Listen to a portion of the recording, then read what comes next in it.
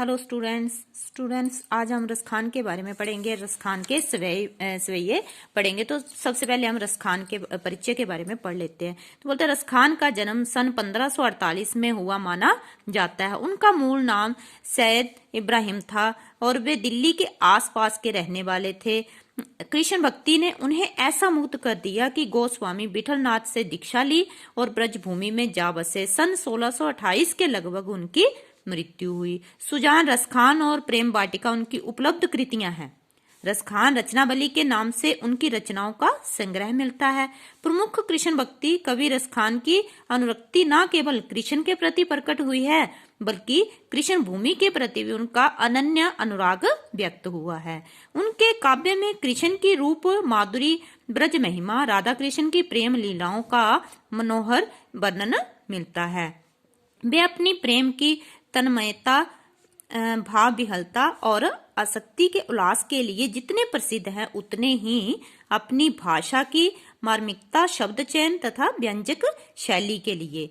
उनके जहां ब्रज भाषा का अत्यंत सरस और मनोरम प्रयोग मिलता है जिसमें जरा भी शब्दाडंबर नहीं है, जहां संकलित पहले और दूसरे सवैये में कृष्ण और कृष्ण भूमि के प्रति कवि का अनन्य समर्पण भाव व्यक्त हुआ है। तीसरे छंद में कृष्ण के रूप सौंदर्य के प्रति गोपियों की उस मुग्धता का चित्रण है जिसमें वे स्वयं कृष्ण का रूप धारण कर लेना चाहती हैं। चौथे छंद में कृष्ण की मुरली की धुन और उनकी मुस्कान के अचूक प्रभाव तथा गोपियों की विवशता का वर्णन है। तो आओ हम इसके रसखान के सवैये के बारे में पढ़ते हैं। तो बोलता, मानुष हो तो वही रसखानी बसो, ब्रज गोकुल गांव के गवारन। रसखान बोल रहा है कि अगर अगले जन्म में मनुष्य का रूप धारण करूं, अर्थात अगले जन्म में मैं मनुष्य बनूं तो बसो, वहां पर मेरा निवास हो ब्रज गोकुल गांव के गवारन। ब्रज क्षेत्र के गोकुल गांव में ग्वालों के बीच मेरा जन्म हो। बोलता मानुष, मानुष क्या होता है? मनुष्य। अगर मैं मनुष्य का जन्म लूं अगले जन्म में तो मेरा निवास कहाँ पे हो? ब्रज क्षेत्र के गोकुल गांव में ग्वालों के बीच। ग्वारन क्या होता है? ग्वाले। बोलता जो पशु हो तो कहा बस मेरो, चरो नित नंद की धेनु मंजारन। बोलता जो पशु, पशु होता है जो पशु जानवर, अगर मैं पशु बनूं तो कहाँ बस मेरो, मेरा अपने ऊपर बस जो है कहाँ होगा? चरो नित नंद की धेनु मंजारन। बोलता कि मैं नित जो है वहां पर निवास करना चाहता हूँ, अर्थात वहां चरना चाहता हूँ जहां पर नंद बाबा की गाय जो है वो चरती हैं। पाहन हो तो वही गिरी को जो कियो, हरिशतर पुरंदर धारण। धारण होता है धारण करना। पुरंदर जहाँ पे उसको बोला गया, इंद्र को बोला गया। हरिशतर श्री कृष्ण ने छतर जो था धारण किया था। पाहन, पाहन होता है पत्थर को। बोलता कि अगर मैं पहाड़ बनूं, पत्थर या पहाड़ बनूं तो मैं गिरी पर्वत का जो है वहां का पत्थर जो है बनूं, क्योंकि जिसे श्री कृष्ण ने उसका इंद्र का घमंड तोड़ने के लिए जो गिरी पर्वत जो था उन्होंने धारण किया था। बोलता कि वहां का पत्थर जो है मैं बनूं। जो खग हो तो बसेरो करो, मिली कलिंदी कूल कदम की डारन।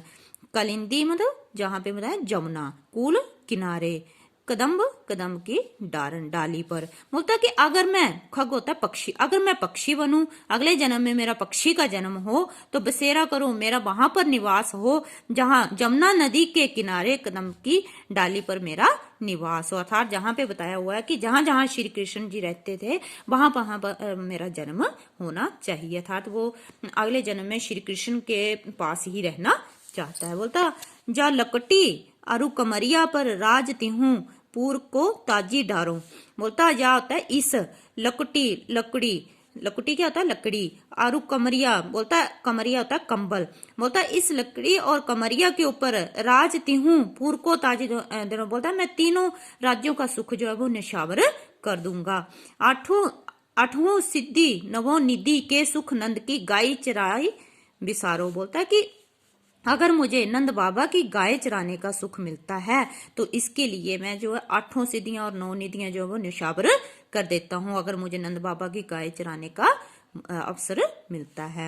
रसखान कबो इन आखिन सो, ब्रज के वन बाग तड़ाग निहारो। रसखान बोल रहे हैं कि ना जाने कब इन आंखों के द्वारा मुझे ब्रज के जो वन जो है, बाग जो है, बगीचे जो है, तालाब जो है, उन्हें निहारने का मौका मिलेगा। कोटिक एकल धोत के धाम करील के कुंजन ऊपर बारो।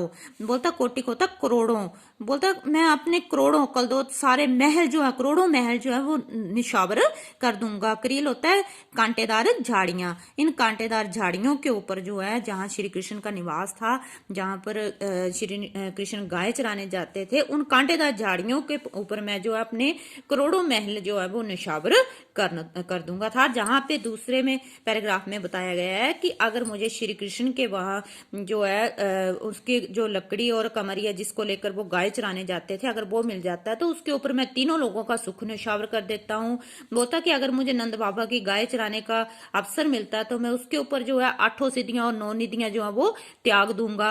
बोलता कि मेरी आंखें ना जाने कब जो है इनको निहारेंगी अर्थात देखेंगी। ब्रज के जो बाग है, वन है, तालाब जो है, तड़ाग होता है तालाब, उनको निहारने का मौका मुझे ना जाने कब मिलेगा। अगर मुझे इन कांटेदार झाड़ियों को देखने का मौका मिलता है तो मैं इसके ऊपर अपने करोड़ों महल जो है वो निशावर, करोड़ों महलों का सुख जो है वो निशावर कर दूंगा।